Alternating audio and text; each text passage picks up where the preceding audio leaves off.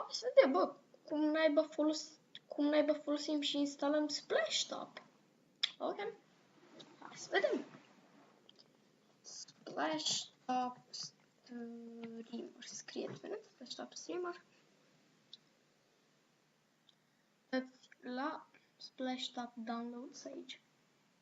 Oricum o să fie link în descriere. Și dați pe Download Streamer. Da, așa.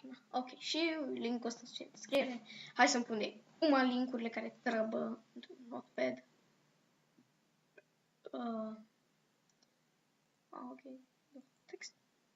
Document text nou, ok.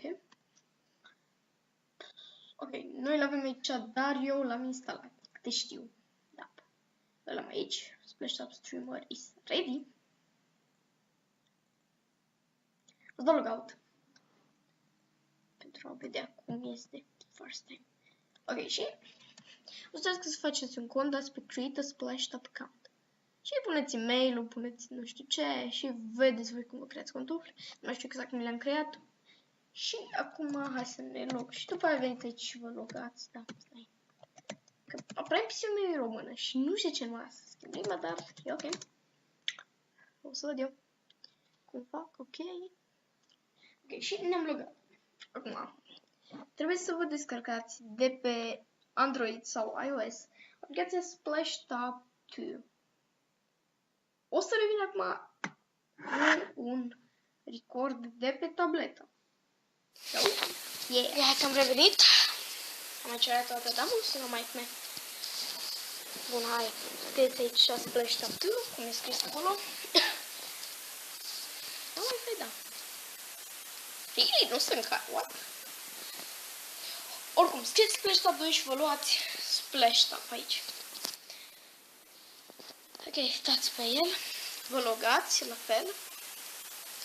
Și el funcționează prin wireless. Deci vă cumpărați un abonament pentru a vă da remote la PC de oriunde. Și aici vă apare PC-ul. Nu Windows 7, Windows 10. Dați remote. And... ok. This is it.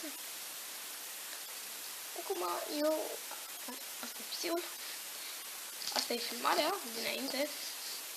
Vreau să vă PC și vreau să le randez. Vreau face un video complet. Și puteți să faceți exact ce faceți pe PC. Eu vreau să-mi deschid Chrome-ul. Dăm aici, o să apară o tastatură. Nu, trebuie să dau aici 6 la tastatura. Splash top. Splash top și Enter. Și aveți aici. Oricum. Oh, fuck. Nu, what? Sunt ratat de chestii, că asta o să închid după PC. Care asta? So, yeah. Asta este, o deconectați. Să pot pune de back. Nu ieșiți de tot. Nu să vă meargă, adică tot conectatul să vă rămână. Yeah. Aplicația.